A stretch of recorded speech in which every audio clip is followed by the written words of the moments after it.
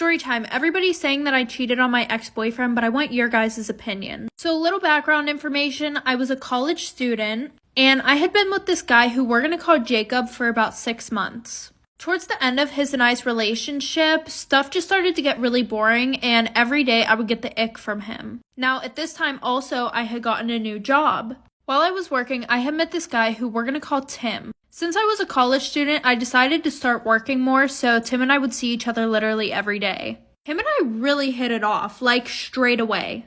Not to mention, him and I had a lot of things in common. His sense of humor was great. Well, the one night before work got out, Tim asked for my number, and I said yes. However, since I was still with Jacob, I decided that I was going to break up with him before I texted Tim. So I broke up with him. Fast forward to now, Tim and I are in a super good relationship. But now everyone's saying that I cheated on Jacob. What do you guys think?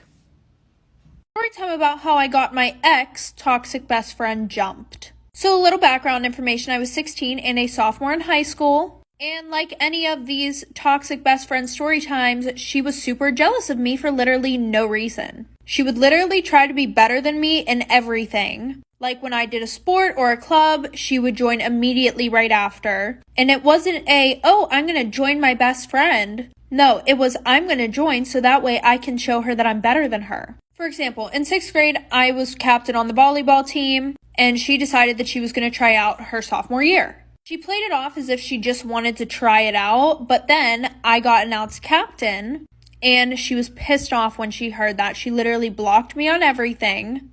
And she came from a super wealthy family, so she was used to getting whatever she wanted. And my whole friend group would literally tell me, you need to stop being friends with her. She's toxic. She's this, she's that. The only thing that stopped me from being friends with her was the blackmail. Like for part 2 about how I got my toxic ex-best friend jumped. So like I said, the only thing that was stopping me from not being her friend was the blackmail that she had. Every time that I pissed her off, or even just randomly, she would be like, oh, I'm going to send this out. I'm going to expose you. She was just overall a shitty friend. So I had an exposing account on Instagram where I would expose people in my class. It got banned, but she DM'd the account the blackmail. Little did she know it was literally me who was running it. Obviously, I didn't post it, but I showed one of my friends, and we kind of made a plan to get rid of the blackmail. So my birthday was coming up, and I was going to Disney, and my mom said that I could invite 2 friends. Originally, I wasn't going to invite Tessa, but since I had this plan, I invited her and one of my other friends. On the 3rd night, my friend and I decided to take our plan into action. Tessa was sleeping, so I went on her phone, and I went and deleted all the pictures, like for part 3. Part 3 about how I got my toxic ex-best friend jumped. So like I said, on the 3rd night, she was sleeping, so we went on her phone. I deleted all of the blackmail that she had on me, and I even went a step further and screenshotted all of the nudes that she was sending back and forth with older guys, and these guys were way older than her, like way older. And I sent them to myself and deleted the text off of her phone. Fast forward, we drop her off at her house.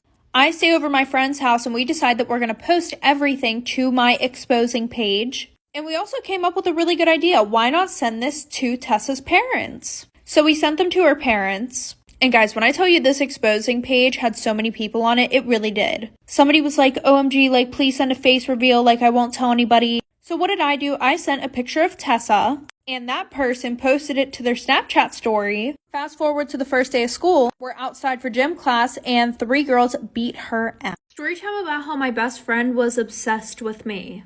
And I'm not saying obsessed as in, oh my god, like, you know, she does her hair like me. No, I'm saying in a creepy way. So a little background information. I was 14 and it was the summer before I was going into high school. And I had this best friend who we're going to call Madison. Now, I met Madison like a month before school ended. She was one of those kids that nobody really liked and nobody wanted to be near. But we were partnered up in this one class and she's actually really funny. So since summer just started, I invited her over to have a sleepover at my house. Everything went well. We were swimming, we watched movies, but my house was in a really wooded area, so if you had certain phone carriers, you wouldn't get any reception. So she asked if she could use my iPad to text her dad, and it was like 11 o'clock at night, so I let her use it, and then we went to sleep. Well, I woke up around 3 in the morning because my phone kept going off, like for part 2. Part 2 about how my best friend was obsessed with me in a creepy way. So like I said, I woke up at 3 in the morning because my phone kept going off, and it wasn't dinging or anything, it was just the light flashing when it would go off and on. So I look around for Madison, and then I see my bathroom light is on, but the door is shut. So I just brush it off, and I go on my phone, and I see a bunch of text messages that were sent from me, but they weren't sent from me. Like, obviously, somebody had went on my iPad and started sending people messages. So I look at these messages, and it's all texting Madison. And I kid you not, it's literally pictures of me while I'm sleeping that she sent to herself. Like, there was a picture of my hair, a picture of one of my birthmarks. And then on her side of the nightstand, there was literally a lock of my hair. Like, she cut my hair off. And it was in a Ziploc bag.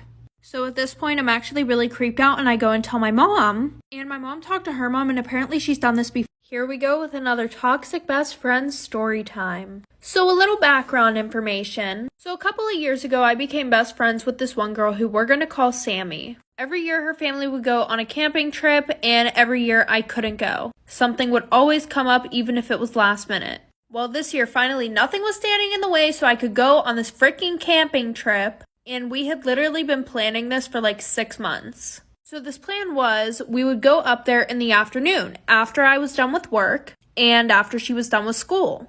Well, then she calls me and she asks me if I can call off work and go up a day early with her. And I told her, no, I can't do that. I already took off a bunch of time because I was sick and for my sister's wedding. So I need the money.